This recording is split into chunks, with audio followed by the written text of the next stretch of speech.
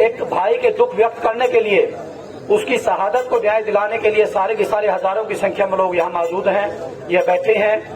क्योंकि जिन बिजली कर्मचारियों के द्वारा सुरेश को प्रताड़ित किया गया, कोई कहे कि सुरेश के बारे में तरह तरह की बातें, प्रशासन वाले कहते हैं कि उसका कर्मचारियों का कसूर क्या है। साथियों, एक बात कोई अपने दिल के ऊपर हाथ रख करके सोचे कि आत्महत्या, सुसाइड करना, मजबूर होना कितनी बड़ी दिक्कत होगी, कि उसको कितना मजबूर किया गया हुआ, कितना उसको मान सम्मान के ऊपर ठेस पहुंची होगी।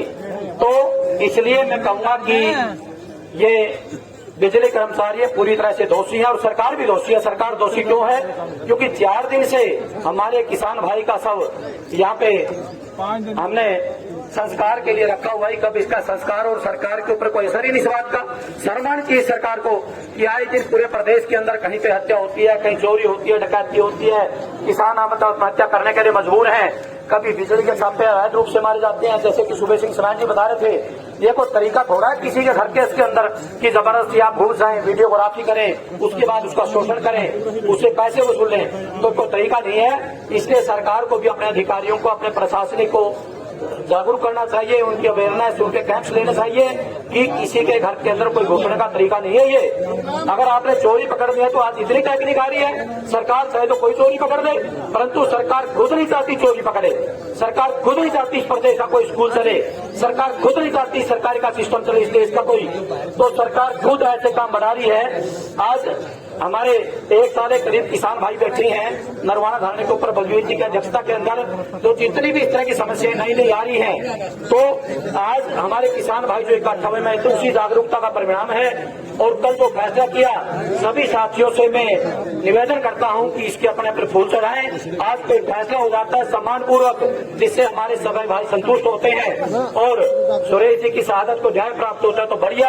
वरना मैं कहूंगा कि जितनी भी लंबी लड़ाई लड़नी पड़े, उतनी लड़ाई लड़ने के लिए सभी खाप पंचायतें, सभी संगठन सारे तैयार बैठे हैं। और नरवाना खाप की तरफ से मैं आश्वासन देता हूं कि नरवाना खाप जितने भी हमारे गांव हैं, सभी गांवों से जितनी भारी संख्या के अंदर हमारी जिम्मेवारी लगेगी, जो भी आपका आंदोलन चलेगा उसके अंदर बढ़ चढ़ के भाग लेंगे। और मैं कहूंगा कि सुरेश को वही सच्ची श्रद्धांजलि होगी जब उनको न्याय की प्राप्ति दिला पाए। यदि सरकार कोई बात नहीं मानती तो साथियों, आज तो जो संख्या है कल इससे डबल और 3 गुना होनी चाहिए, परसों से भी ज्यादा होनी चाहिए। जब तक गांव से लोग पैदल शुरू नहीं होते, लोग अपने साइकिल में शुरू नहीं होते, जब तक बड़ी गाड़ियों ट्रैक्टरों के अंदर शुरू नहीं होते, तब तक आप इस लड़ाई को नहीं जीत सकते। इसलिए लड़ाई की शुरुआत है ये, अभी लड़ाई के रिजल्ट को हमें प्राप्त करना है। तो इसलिए यदि कोई समझौता होता, मेरे सभी से निवेदन है कि कल भारी संख्या के अंदर और आज शाम तक भारी संख्या के अंदर जो हमारा काम है वो रेलवे ट्रैक वाला बिल्कुल हम करेंगे, चाहे कितनी भी शहादत आती रहे। तो साथियों, नरवाना खाप की तरफ से मैं बिल्कुल आपको समर्थन देता हूं और सुरेश जी को फिर श्रद्धांजलि देता हूं। धन्यवाद। धन्यवाद किताब सिंह जी। हमारे पास लगते क्रांतिकारी गांव के प्रधान भाई रोहतास जी हमारे बीच पहुंचे हैं। जियालाल जी ढूंढवा, गुरनाम जी खरक पांडू, तमाम साथियों का एकदम ताण की पावन धरती पर स्वागत है। अब मैं अनुरोध करना चाहूंगा पूनम बडनपुर जी से, वो भी सिर्फ 1 मिनट में अपनी बात रखें।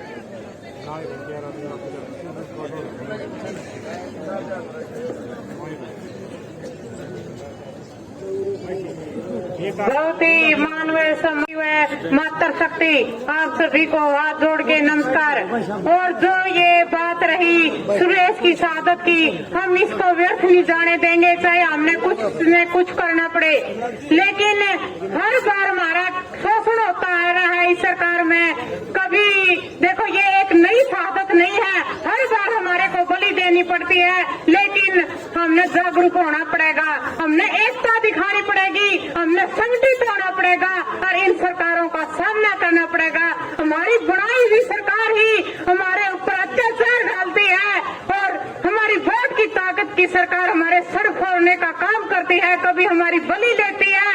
ऐसे हम कितनी शहादत देते रहेंगे? हमने जागरूक होना ही पड़ेगा। मेरा जाग रे का मेरे जाग के दिखा, अपने पैराए को पहचान के दिखा, अपने हक मांगने से न मिले तो छीन के दिखा। जय जवान और जय किसान। इन्हीं बातों के साथ मैं अपना स्थान ग्रहण करती हूँ। अगर मेरे से कोई गलती हो तो क्षमा भी करें। गुरनाम जी खरक पांडु से सरपंच साहब और पूर्व प्रधान भाई गुरनाम जी खरक पांडु।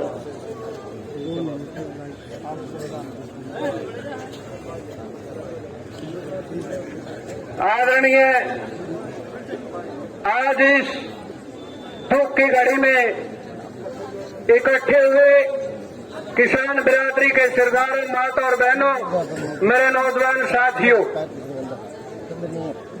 जो इस प्रकार के जुल्म, जहां किसी को आत्महत्या के लिए मजबूर करना इन सरकारों की कहानी बन चुकी है। हम पंचायती तरीके में विश्वास करने वाले व्यक्ति हैं। ये समाज जो यहां बैठे है, ये समाज को सही दिशा में ले जाने वाला है। सरकार से हमारी प्रार्थना है, बातचीत का जो जरिया सबसे बढ़िया जरिया होता है, सरकार और प्रशासन अपनी जीत न बनाए, ईगो न बनाए और मुझ का सवाल न बनाए, और यहाँ बैठे पंचायती सरदारों को, किसान संगठन के नेताओं को विश्वास दिलाना चाहते हैं, सरकार के साथ वार्ता सफल होती है, बहुत बढ़िया बातचीत जो चल रही है। अगर वार्ता में सरकार आनाकानी करती है, मैं मौजूदा भारतीय किसान यूनियन जिला कैथल का प्रधान भी हूं और पूर्व में शान खाप का प्रधान भी रहा हूं।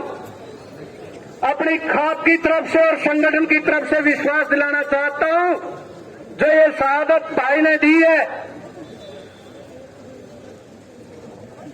जहां भी हमारी जरूरत पड़ेगी, इस समाज को, भाईचारे को कंधे से कंधा मिला करके साथ देंगे। इसी के साथ जय जवान और जय किसान। धन्यवाद भाई गुरनाम जी। अब मैं अनुरोध करूंगा हमारे पुराने किसान नेता जियालाल ढूंढुआ जी से, वो भी अपनी बात रखें। जियालाल जी ढूंढुआ।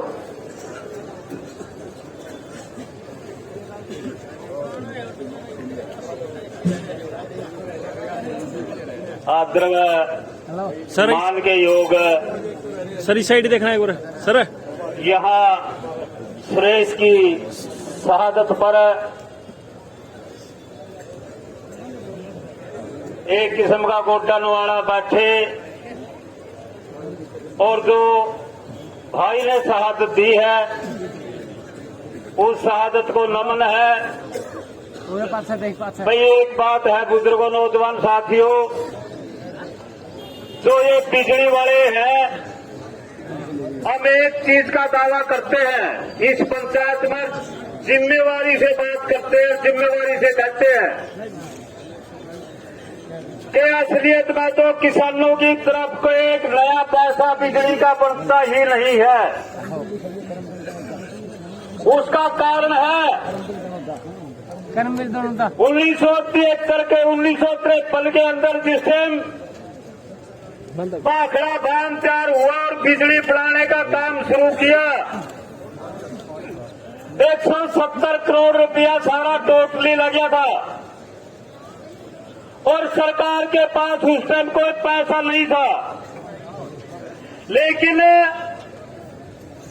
किसानों के ऊपर एक बेटरमेंट टैक्स का नाम से किसानों के ऊपर एक थोपा गया था, टैक्स लगाया था, बेटरमेंट टैक्स, जिसका भाखड़ा का पानी लगता है, और वो 7 साल में 170 करोड़ रुपया लेना था।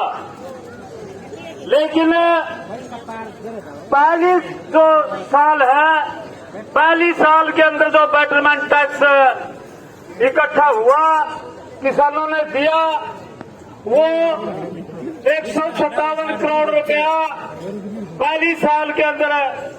ठीक है, चलो मुद्दा नहीं है, बिजली की तो बात करते हैं ना, बिजली वाले। अब मसला ये है कि जो बात आ रही है बिजली की, तो और मसला तो असली चीज में ये है, जब तक इन पर हम हिसाब नहीं मांगा गए, हिसाब दिन दे कुछ हिसाब आज देगा लिया जावा गला में।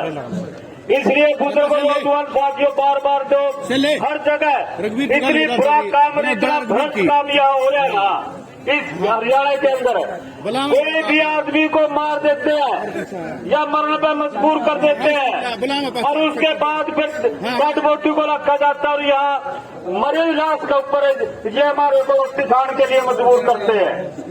इसलिए बुजुर्गों नौजवान साथियों, इनकी शहादतों को खाली नहीं जान देंगे और आप एक विश्वास दिलाइए, अगर सरकार मान जाती है तो ठीक है किसानों की बात, अगर नहीं मानती है तो आपका कुर्बानी देने के लिए तैयार हो,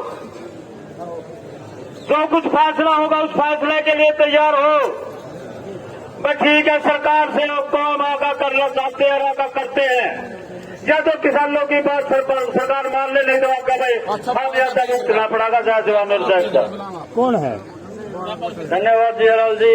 अब जाना का तरफ से भाई गुरमेल जाना, समय का पक्का ध्यान रखे भाई गुरमेल।